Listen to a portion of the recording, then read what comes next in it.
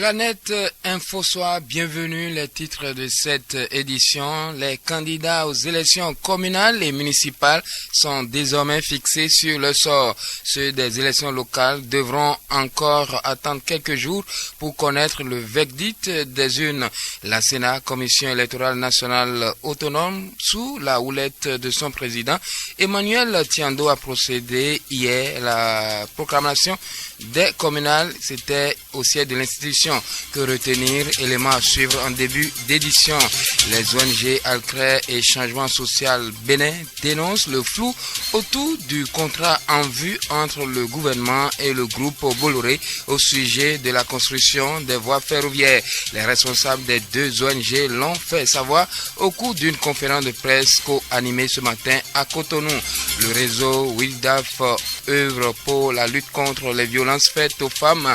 Magistrats, médecins et enseignants de droit suivent depuis hier un atelier de formation sur la loi numéro 2011-26 du 9 janvier 2012. C'est dans le cadre du projet Empower 2 avec l'appui financier de l'USAID Bénin qui présidera les destinées du Bénin en 2016.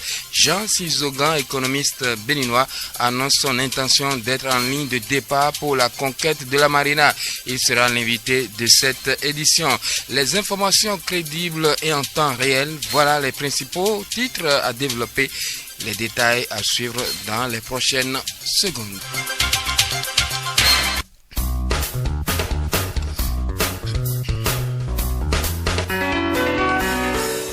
Page invitée de cette édition, ingénieur, statisticien et consultant international, Jean-Yves Sizogan sera en ligne de départ pour l'élection présidentielle de 2016. Il l'a réaffirmé au cours d'une entrevue réalisée par la rédaction. Jean-Yves Sizogan répond aux questions de Jules Sauvisé. Aujourd'hui, vous nourrissez beaucoup d'ambition pour l'élection présidentielle prochaine. Quelles sont les raisons qui motivent ces ambitions ? Eh bien, ce qui me motive, c'est tout simplement que quand je fais le bilan de l'évolution de notre pays, je me rends compte qu'il y a un problème. Et le problème se matérialise aujourd'hui par le désarroi des jeunes qui sont en quête d'emploi, par notre incapacité à faire de la croissance, bien qu'on nous ait promis il y a une dizaine d'années que nous serions un pays émergent, par notre incapacité, pour citer ce qui est visible, à avoir de l'énergie suffisamment et de bonne qualité pour produire de la richesse, et donc par un certain nombre de problèmes qui prouvent que nous n'avons pas apparemment pris le bon chemin.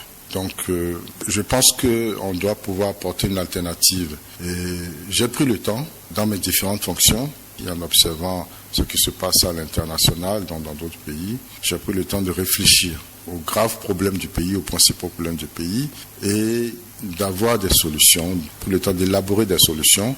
Et je pense donc que les choses peuvent se passer autrement dans ce pays que nous aimons tous. Et je voudrais me donner la possibilité justement de mettre en œuvre ces solutions-là, dont je suis persuadé qu'elles nous permettront de sortir de ce marasme, de cette récurrence de la pauvreté, du chômage, de l'absence de croissance et de la corruption, de la démocratie qui est malmenée dans tous les sens. Je pense qu'il faudrait qu'on puisse sortir de tout ça maintenant. La politique, les intellectuels ont l'habitude de dire non, il faut laisser ça aux autres. Je pense que ceux qui ont des choses à dire et à proposer doivent maintenant le dire et les proposer. C'est pour ça que j'ai décidé de rester dans l'arène. J'y suis entré un peu par effraction en 2011. Je vais y rester en 2016 pour apporter les solutions. Quel est votre projet de société ? Alors, mon projet de société est un projet que je peux résumer comme indiquant la nécessité de mettre l'entreprise au cœur de l'action politique. En quoi faisant ? D'abord, en créant l'environnement nécessaire à la création de l'entreprise, à son fonctionnement, à son expansion, en créant un environnement qui favorise la compétitivité de l'entreprise et qui permet d'améliorer cette compétitivité en permanence. Donc déjà au niveau de l'environnement. Ensuite, en apportant aux entreprises les appuis nécessaires, parce qu'une entreprise, c'est une personne. Et comme toute personne, elle peut connaître les difficultés. C'est un être qu'il faut soutenir, qu'il faut faire grandir, qu'il faut préserver pour que justement l'entreprise puisse nous apporter la croissance et l'emploi que nous demandons. Et donc, il faut aider l'entreprise à gagner des marchés. Nous sommes dans l'UEMOA, C'est un marché de près de 100 millions d'habitants, je ne parle même pas de la CEDEAO, c'est un marché important. Qu'est-ce que nous faisons pour que nos entreprises gagnent des marchés dans le mois? Parce qu'il ne s'agit pas simplement de s'asseoir pour dire on fait des réunions, oui on a pris telle décision. Non, c'est pas de ça qu'il s'agit, c'est pas de la paperasse. Nous sommes allés dans le mois, nous avons créé le mois, c'est pour consolider la monnaie et c'est pour que nous ayons des marchés, un grand marché, que chaque entreprise de le mois ait à sa disposition un marché de 100 millions d'habitants au moins. Il faudrait que nos entreprises puissent effectivement bénéficier de ce marché-là. Nous devons prendre les dispositions pour cela et les accompagner à voir les opportunités et à saisir toutes ces opportunités-là. Je parle de l'UEMOA, je parle de la CEDEAO également. On est en train de parler de l'accord de partenariat économique. C'est vrai, c'est important. Mais l'accord de partenariat économique, de quoi s'agit-il? C'est que les Européens veulent venir sur notre marché, sur le marché dont je parle, la CEDEAO de l'UEMOA. Et il faudrait que nous-mêmes nous puissions gagner des parts de marché. Et ça ne se fait pas automatiquement. Il faut accompagner les entreprises comme partout dans le monde. Il n'y a pas de miracle. Il faut soutenir l'entreprise pour ça. Il faudrait également développer l'entrepreneuriat, l'esprit d'entrepreneuriat. Donc, dans les écoles, dans les universités, il faudrait mettre en place des mécanismes qui permettent aux étudiants, par exemple, qui sont en train de se former, à avoir cet esprit-là, à avoir des projets d'entreprise et à être soutenus dans la création, dans la mise en place de ces projets-là. L'une de mes convictions principales, c'est que pour moi, ce qui fait une bonne entreprise, c'est la bonne idée. C'est-à-dire une idée qui est en face d'elle, qui peut être mise en œuvre de façon rentable. Donc, il y a un marché en face. Donc, c'est une idée pertinente. Mais ce qu'on constate, c'est qu'il y a des gens qui ont de très bonnes idées, mais qui n'ont pas de moyens de les mettre en place. Et aujourd'hui, on n'a pas pu résoudre ce problème.